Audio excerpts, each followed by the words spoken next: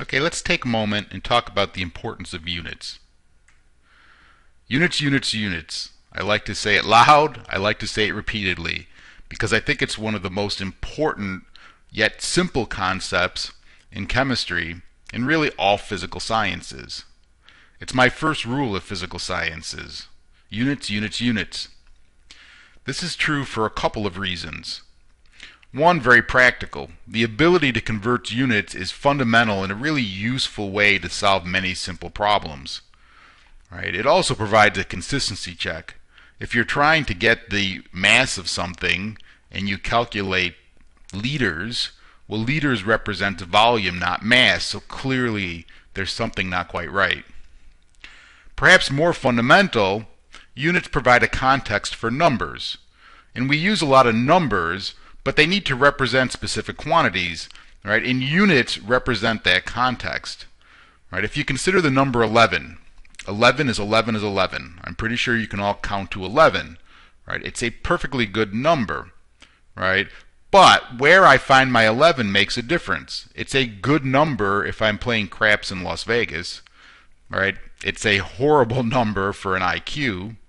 Right? It's an okay number for a shoe size, but they represent very different things, even though they're all 11s. Right? So my units provide a context to the number. Right? A number is just a number, but a number with a unit is an actual piece of information.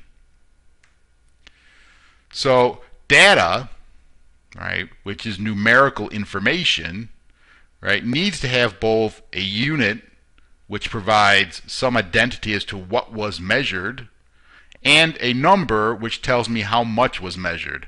So for example, 11 pounds means I've measured a weight, pounds, right, and there were 11 of them. Right? This is very different than having $11. Dollars is a quantity of money. Having $11 is not the same as having 11 pounds. Right? In terms of math, 11's 11, 11. But scientifically, 11 pounds is a different piece of information than $11. Okay? Even pounds by itself isn't as descriptive as I might like. 11 pounds of raisins is very, very different than 11 pounds of baby. They weigh the same, they're equally delicious, right? But they represent two different things. In one case, I've got shriveled grapes on the scale. In the other case, I've got a mewling infant on the scale. Right? 11 pounds, but 11 pounds of two very different things. So the more specific the unit, the better I've described the information that I've collected. Right? For us, in an experimental science like chemistry, it's all about data, numerical information. Okay? And our goal as experimental scientists is to use measurements and observations as arguments in support of a thesis. Data is not an end unto itself, it's part of a narrative. And to be a good scientist, we need to learn to use data to craft our arguments. And data has a lot of subtlety to it. Okay? For, F-O-U-R, is a word representing the quantity 4. Right? 4 as a number represents the same quantity. Okay? Now, if I'm counting things, 4 is 4 is 4. But if I'm measuring things, there's the possibility of having fractions. Right? So 4 and 4.0, right, both represent 4, and to a mathematician are exactly the same number since it's 4 with no fraction, but to a scientist they're slightly different. And we'll talk about that in our next presentation when we look at the issue of significant figures. Okay, so all of my representations here, 4, 4.0, 4.00, right, 4.00 pounds, represents slightly different pieces of information. Right? And to avoid confusion, it's preferable to be very careful about how I write the number, which we'll talk about in the next presentation. It's also important that I'm careful in terms of describing what was measured. Right? 4.00 pounds in our everyday speech would seem to be exactly the same, or at least equivalent to 4.00 pounds of carbon, right? But as a piece of information, they're slightly different. 4 pounds could be 4 pounds of anything, right? Feathers, sand, raisins, baby, right? 4.00 pounds of carbon represents a specific type of material that was measured, right? And if that carbon came from the brain of Tyrannosaurus, right?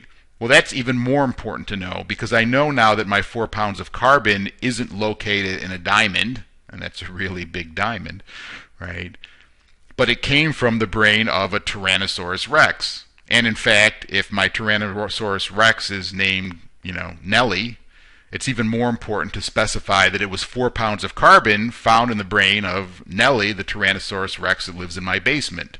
Because now I have a very specific piece of information, and so I've provided the maximum amount of context to my number. Okay? And so units, right, are the starting point for everything we do in an experimental science, because they turn what's otherwise just a little mathematical operation into an actual measurement and a piece of information that tells me something about the chemical nature of what I'm studying. In our everyday speech, if I say 4 pounds of carbon or 4.0 pounds of carbon, we don't think of those as being different, okay? Scientifically, they are, because 4 pounds and 4.0 pounds imply something different about the way the measurement was done and the accuracy of that measurement. So beyond simply the units and the number, the way we write the number also tells me something about the information I'm gathering. And that's our next topic, right? To talk about how to write the numbers and what the implication of the way we write them is. Right? 4 is not 4.0 is not 4.00. A mathematician wouldn't make a distinction. They're all exactly 4. Right? Your grandmother probably wouldn't make a distinction unless she's a scientist, because for a scientist, there's a significant distinction.